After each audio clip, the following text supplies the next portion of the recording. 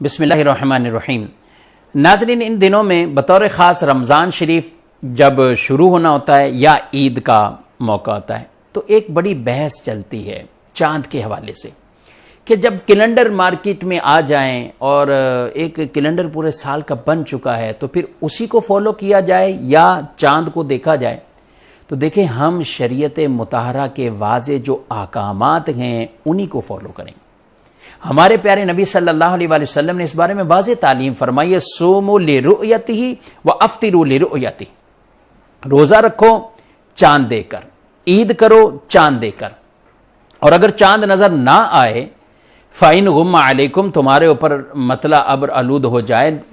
مشتبہ ہو گیا، نہیں نظر آیا، تو اب ہم اس بحث میں نہیں جائیں گے ایک پیدا ہوا تھا یا نہیں پیدا ہوا، چاند کی پیدائش کتنے گھنٹے پہلے ہوئی نہیں ہوئی، کیونکہ ہمیں رؤیت کا حکم دیا گیا دیکھنے کا۔ اب کسی نے دیکھا اور یا وہ آگے گواہی دیتا ہے جو کہ گواہی اس کی شریعت کی اس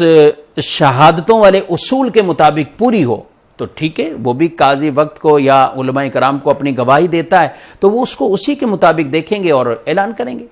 لیکن اگر یہ ساری چیزیں نہ ہوں تو پھر اس صورت کے اندر ہمیں جو حکم ہے وہ ہے کہ 29 کی شب یعنی 30ویں شب میں چاند کو تلاش کریں گے۔ اگر نظر آ گیا ٹھیک ہے، نہیں نظر آیا تو رمضان شروع نہیں کریں گے بلکہ شعبان کو 30 دن شمار کریں گے، وہ 30واں دن شعبان کا ہوگا۔ اسی طرح رمضان کا مہینہ چل رہا ہے تو رمضان کے 30 روزے ہو جائیں گے، اس کے بعد عید کر لیں گے، کیونکہ ہمیں حکم ہے 29 کو دیکھو، اگر پورے 29 ہو جاتے ہیں ٹھیک ہے، نہیں ہوئے تو بھئی 30 کر لیں، اس کے بعد عید کریں یا اپنا رمضان کریں۔ تو چاند کا معیار کیلنڈروں پر نہیں ہے، جنتریوں پر نہیں ہے۔ آج کیا آپ برسوں پیچھے چلے جائیں، جنتریوں تو 50 سال پیچھے چلے جائیں تو جنتریوں میں لوگ اس وقت سے حساب لکھ دیتے تھے کہ یہ اس تاریخ کو چاند ہو جائے گا، لیکن بکثرت غلط ثابت ہوتا تھا کیونکہ رؤیت نہیں ہوتی تھی۔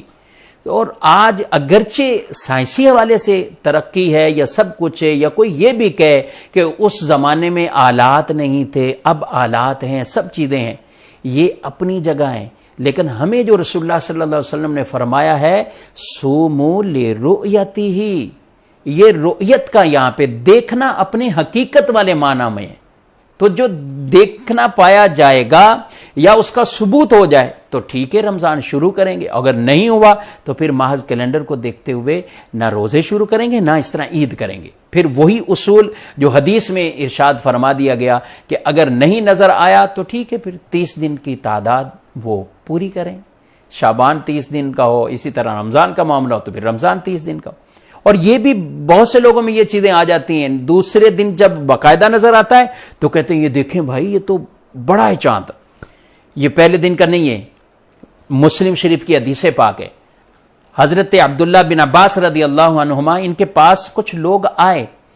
اور انہوں نے کہا کہ ہم نے چاند کے حوالے سے یہ ہوا معاملہ اور اس رات کو ہم نے چاند دیکھا۔ اب جب چاند دیکھا تو کچھ لوگ کہنے لگے کہ یہ تو 2 دن کا ہے، کچھ کہنے لگے نہیں 3 دن کا چاند ہے۔ آپ نے فرمایا بھئی یہ بتاؤ کہ دیکھا کس رات ہے؟ تو کہنے لگے ہمیں اس رات نظر آیا، اس سے پہلے نہیں۔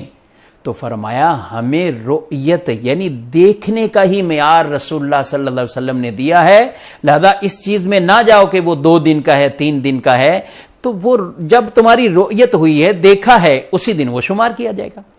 تو ناظرین، یہ پیغام اس لیے دیا جا رہا ہے کہ ہمیں